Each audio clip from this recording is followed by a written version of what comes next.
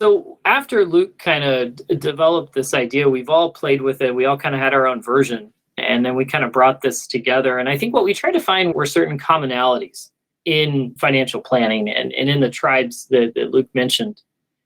And so, we kind of want to breaking it down into these three areas. And you can see there's some color coding to identify who goes where. Giving a big picture brush to the royal blue circle and how I perceive it. These are I would even add the word traditional here. We look at wirehouse, PNC, life, franchise independent broker dealers, you really start seeing or real traditional. If you think of what was financial planning in the 80s and 90s and 70s, this kind of is what you see. You have very entrepreneurial roles here. There's a lot of high risk, high reward. That somebody who is successful at business development at 32 and 42 will be wildly financially successful in these roles.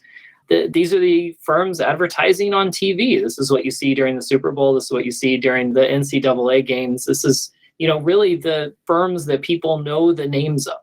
And they use a lot of phrasing, book of business, production, CDC, AUM, right? We use a lot of language here.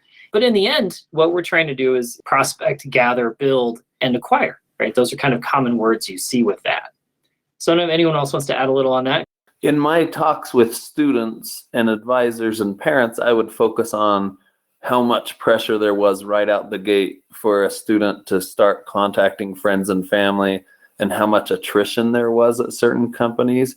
And those companies didn't like me being so transparent about that. So the dean, asked, is there a better way we can talk about that without being quite so focused on the attrition and the sales pressure? And the high risk, high reward is what came up. That, yeah, there is much higher attrition, it's higher risk, but there's also higher reward for those students that are good at building a book of business, that love to go out and gather clients or have a really amazing social network that they can tap into. There is extremely high reward for the students that can do that. Anyone else wants to add a little on that? One of the complexities that occurs whenever you look at a industry that's evolving, that has so many entry points, it's describing to a student, where do I fit? And how does one firm differ from another?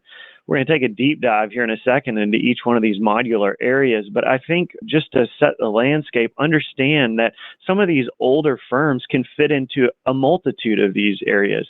So you could use a firm like Merrill Lynch, for example, that is historically a wirehouse and probably would be holistically defined in that way, but they have the PNC, the L&D side inside of them. They also have the banking and they do some product distribution. So there are firms that you could look at that have such a wide base, they fit into a multitude of these areas.